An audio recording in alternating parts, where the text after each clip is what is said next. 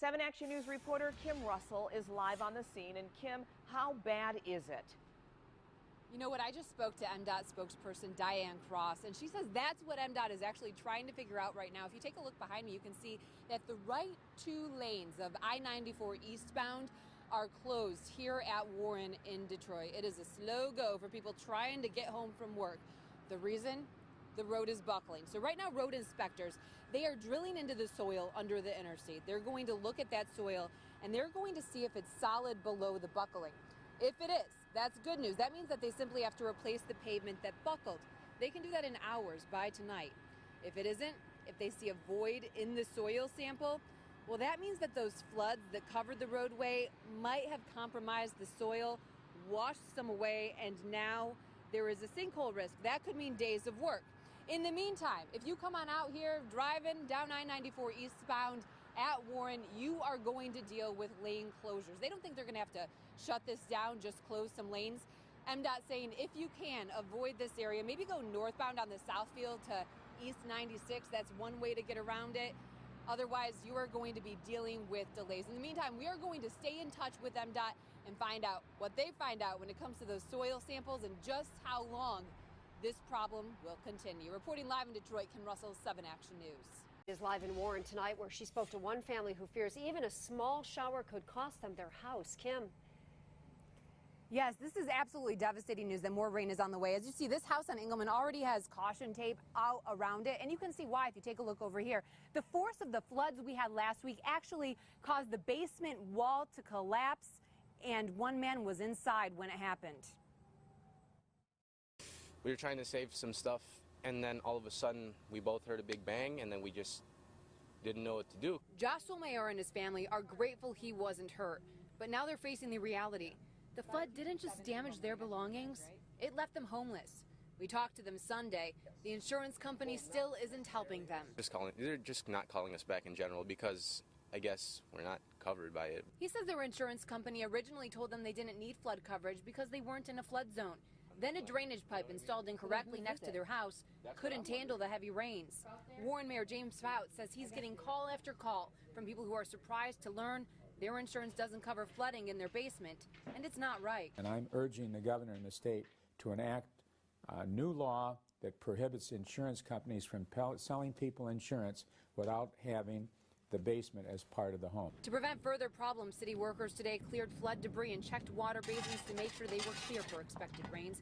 Meantime, the Solmayer family can't afford all the work needed and fears if it doesn't get done soon, their house will be ruined. If it gets any more wet or moist or whatever, it's just going to topple over, and then that'll be the end of our house. So we just need help. And Mayor James Fouts says this is not the only home with this problem, that he is getting call after call after call. And folks, be glad you don't have smell-o-vision. I got to tell you, it smells like a porta potty in some areas of the city where these floods have just covered the areas with waste.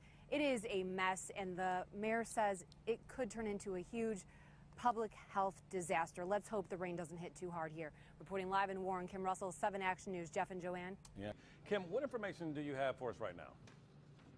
Police tell me 2 people were hurt during this shootout. The robber who ambushed the guard, his suspected accomplice, who is believed to have been shot as he took off from the scene. Police will know for sure if he was shot when they find him. Fortunately, no one innocent was shot, but there were several close calls. Ladria Murray couldn't hold back her emotions as she finally got to leave the Bank of America, where she'd planned to make just a quick stop.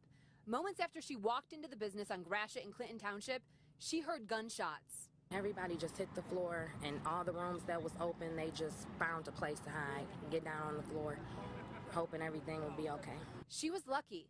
She says if she had arrived minutes later, she might not be alive.